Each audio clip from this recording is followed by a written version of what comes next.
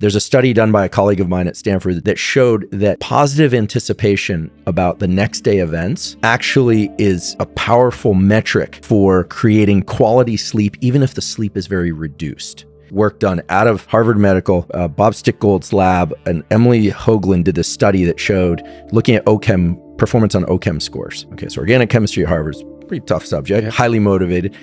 A number of very good control groups in this study. What she showed was that consistency of total sleep duration was far more important for performance on these exams than total sleep duration itself. So it's not that just getting more sleep allows you to perform better.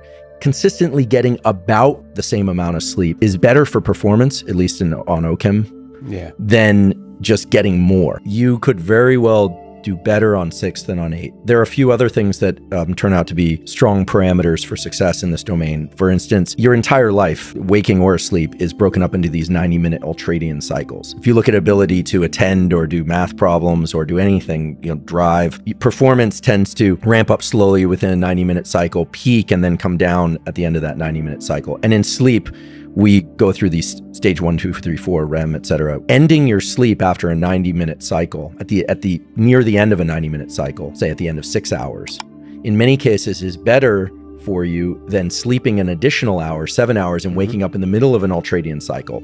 And there are a few apps that can measure this based on body movements and things like that have your alarm go off at the end of an ultradian cycle. If you wake up in the middle of an ultradian cycle, sometimes, not always, you can be very groggy for a long period of time. I certainly do better on 6 hours than I do on 7.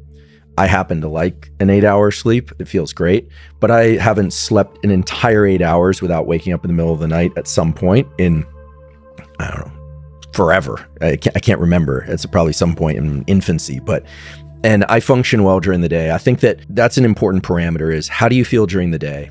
Almost everybody experiences some sort of dip in energy in the late afternoon, or what would correlate to their temperature peak. And that's a good time of day to get either a 90-minute or less nap, or if you're not a napper or you can't nap, feet elevated has been shown to be good for clear out of some of this. The glymphatic system is this kind of like sewer system of the brain that you can clear stuff out. So legs elevated, or one thing that I'm a big proponent of and that my lab has been studying is what I now call NSDR, non-sleep deep rest. And this is just lying down, but non-sleep deep rest is allowing your system to drop into states of real calm that allow you to get better at falling asleep later. And they can be very restorative for cognitive and motor function.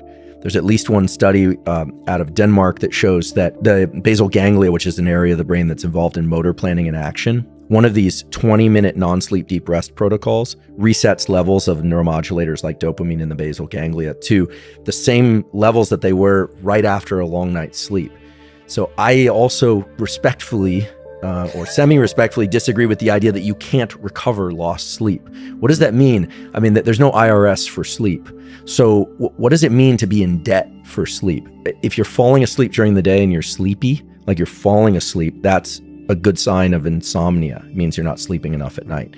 If you're fatigued during the day, but you're not falling asleep, so you're just exhausted, but you're not finding yourself falling asleep in meetings and in conversation, then chances are you're fatiguing your system through something else. I find that it's like magic that a short nap does as much good and often better than a longer one. For me, subjective. What would be a longer one? Longer than 90 minutes?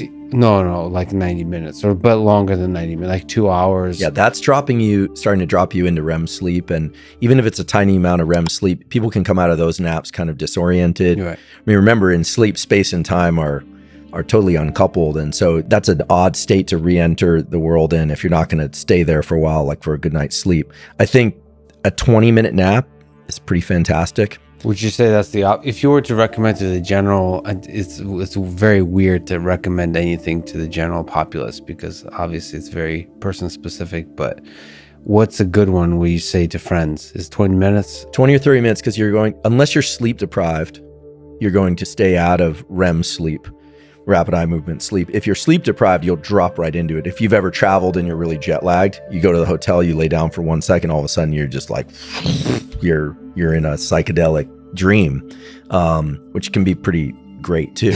But I think that 20, 30 minutes. And if you can't sleep, some people have trouble napping, then learning to relax the body as much as possible, like trying to remove all expression from your face, completely letting your body kind of float